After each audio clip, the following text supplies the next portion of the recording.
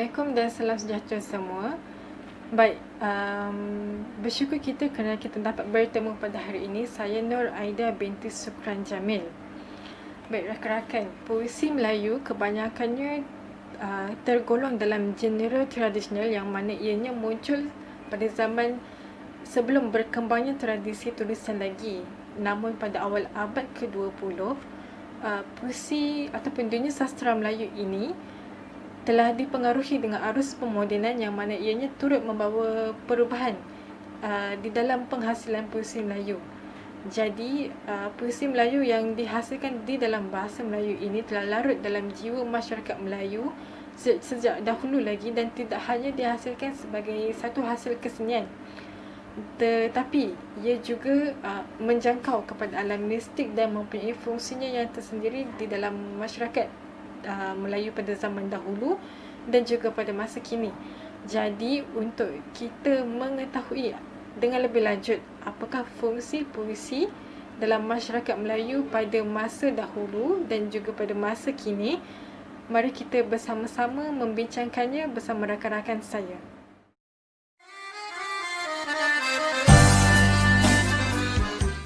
Melayu tradisional merupakan karya-karya yang telah diwarisi secara turun-temurun. Antara fungsi puisi dalam kalangan masyarakat Melayu terdahulu ialah dapat menyampaikan mesej berunsur keagamaan. Puisi berunsur keagamaan mengandungi akidah, hukum dan juga keimanan kepada Allah. Contoh puisinya ialah redup bulan nampak nak hujan, pasang pelita sampai berjelaga. Hidup mati di tangan Tuhan, tiada siapa dapat menduga. Maksud puisi itu adalah setiap manusia tidak tahu ajalnya bila dan takdir seseorang itu ditentukan oleh Allah. Oleh itu, masyarakat Melayu terdahulu sangat menitik beratkan ilmu agama.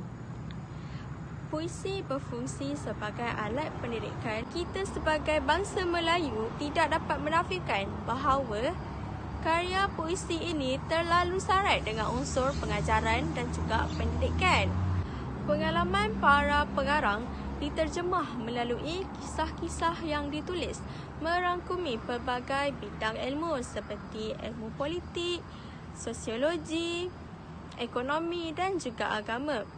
Pengalaman pengarang ini dijadikan prosa atau puisi dan diadun dengan unsur pengajaran, moral dan ilmu pengetahuan yang tinggi nilainya. Okey, baiklah, sebagai contoh, pantun berpotensi menjadi sindiran yang ditujukan kepada seseorang dengan niat untuk mendidik dan membetulkan jati diri dan juga sahsiah seseorang agar mereka dapat berubah ke arah yang lebih baik. Oleh itu, jelaslah bahawa puisi berfungsi sebagai alat pendidikan di mana masyarakat pada zaman dahulu dapat sesuatu ilmu berdasarkan puisi tersebut. Okey, baiklah, seterusnya fungsi puisi dalam masyarakat Melayu dulu ialah karya sastra merupakan bahan yang memberi kesedaran kepada masyarakat. Kesedaran dari segi keagamaan, etika, alam sekitar dan pelbagai lagi. Mari kita lihat contoh puisi. Yang pertama, pantun budi. Tenang-tenang air di laut, sampan kulit mudik ke Tanjung, hati terkenang, mulut tersebut, budi yang baik, rasa nak junjung. Maksud rangkap pantun ini ialah budi yang baik akan sentiasa dikenang dan menjadi sebutan orang. Oleh itu, masyarakat Melayu dulu sangat memberi kesedaran dan mementingkan etika dalam kehidupan seharian. Seterusnya, syair bidasari. Maksud rangkap di atas ialah kisah seorang raja yang memerintah kerajaan Kembayat. Pengarangnya hanya mahu dikenali sebagai fakir dan juga merendah diri. Tujuannya supaya memberi contoh kepada pembaca. Jelaslah bahawa syair ini memberi kesedaran untuk sentiasa merendah diri dalam apa sahaja pekerjaan yang dilakukan, tidak kira sama ada berpangkat ataupun seorang yang berdarjat. Dan yang terakhir, Gurindam 12 fasal kedua oleh Raja Ali Haji. Gurindam ini memberi maksud kesedaran tentang ilmu pengetahuan dan kewujudan Allah Subhanahu Wa Taala. Fasal kedua ini juga menjelaskan bahawa sembahyang, puasa, zakat dan haji amatlah penting dalam kehidupan seharian. Oleh itu, masyarakat terdahulu sangat mementingkan ilmu agama yang menjadi tonggak utama mereka dalam kehidupan seharian. Tidak asing lagi, puisi mempunyai pelbagaian dalam pengfungsiannya yang bersendiri. Antaranya adalah puisi menjadi salah satu bentuk hiburan kepada masyarakat atau rakyat di tanah Melayu ketika itu.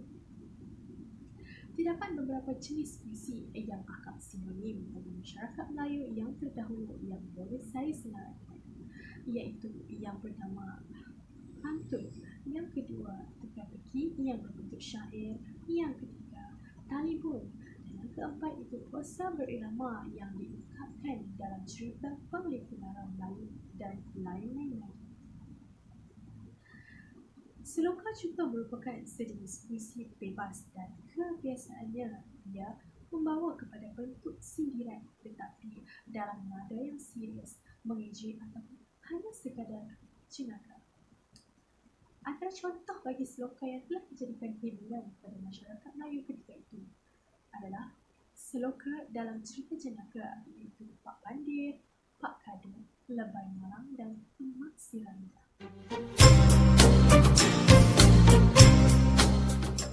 Fungsi puisi pada masa kini turut dijadikan sebagai alat perhubungan dalam komunikasi. Sastra lisan terutamanya hasil-hasil karya yang berbentuk puisi menjadi alat perhubungan yang paling istimewa untuk menyampaikan hajat. Misalnya dalam adat perkahwinan, orang-orang Melayu menggunakan pantun sewaktu berkomunikasi antara wakil pihak pengantin lelaki dengan pihak perempuan. Pantun turut digunakan sewaktu adat merisik berlangsung dan meminang dan ketika majlis persandingan. Puisi juga turut berfungsi sebagai kata adat, peraturan dan pantang larang. Setengah kata-kata adat dan bidalan dianggap sebagai satu kemestian undang-undang atau peraturan masyarakat yang perlu dipatuhi. Malah kata-kata tersebut menjadi pantang larang dalam masyarakat. Fungsi puisi masyarakat kini juga adalah untuk memberikan nasihat dan pengajaran kepada masyarakat. Jika kita lihat, kebanyakan puisi mengandungi mesej yang syarat dengan nasihat dan pengajaran kepada masyarakat. Melalui puisi juga, pembaca dapat mengerti apa yang ingin disampaikan oleh penulis. Penulis boleh menyampaikan nasihat dan pengajaran kepada pembaca sama ada tersurat atau tersirat. Sebagai contoh, puisi Tabung Hari di dalam buku Puisi Mawar di Kertas yang menceritakan kepada kita betapa pentingnya untuk menabung di masa hadapan. Penulis memberikan nasihat kepada pembaca untuk sentiasa menabung dan menyimpan bagi menghadapi sebarang kemungkinan di masa hadapan.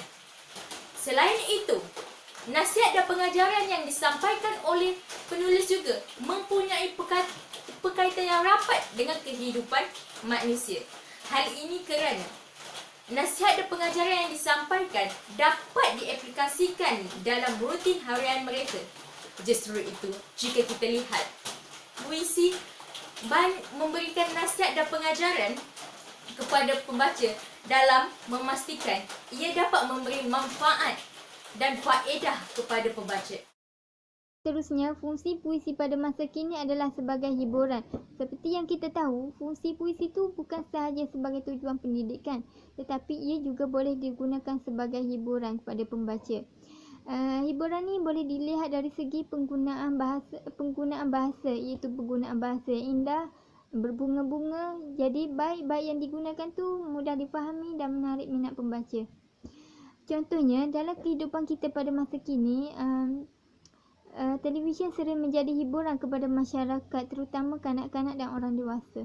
Malah dalam karya sastera juga, puisi ni menjadi bahan hiburan yang bermutu dan temanya juga tidak terlalu memaksa kita berfikir secara mendalam.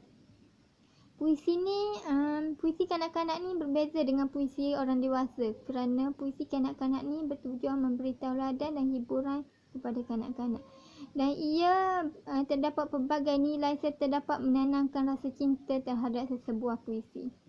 Kita lihat apa fungsi puisi masyarakat Melayu ni dari sudut gambaran masyarakat. Hasil sastra Melayu adalah satu-satunya bentuk dokumentari yang boleh menjadi rujukan untuk melihat corak hidup dan gambaran masyarakat pada zaman silamnya. Seorang pengarang mengungkapkan semula realiti kehidupan masyarakat berkenaan sesuatu latar, watak dan peristiwa dalam sesebuah karya untuk menjadikan tatapan pembaca dan pedoman kepada generasi akan datang. Jelaslah bahawa hal ini sangat bersesuaian dengan motif penciptaan sesebuah karya itu sendiri, iaitu memberikan pedoman kepada masyarakat tentang nilai dan norma yang luhur serta wajar dipupuk merentasi batas zaman.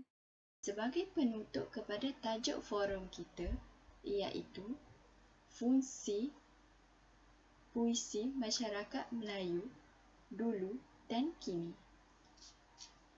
Sejarah telah membuktikan betapa sesungguhnya corak hidup masyarakat Melayu dan bangsa Melayu pada zaman dahulu dicerminkan melalui puisi lama seperti pantun dan juga peribahasa. Justeru itu, kita sebagai bangsa Melayu haruslah mengembangkan dan menyuburkan lagi pusaka lama kita, iaitu puisi ini. Ia adalah agar sastra Melayu, bangsa Melayu kita bertambah lebih maju. Karya klasik Melayu ini mempunyai nilai estetika yang tersendiri. Sebagai penutup bicara dalam forum kumpulan kami, saya ingin mendendangkan sebuah pantun. Bunga melati, bunga di darat, bunga seroja di tepi kali, hina besi kerana karat, hina manusia tidak berbudi. Sekian, terima kasih.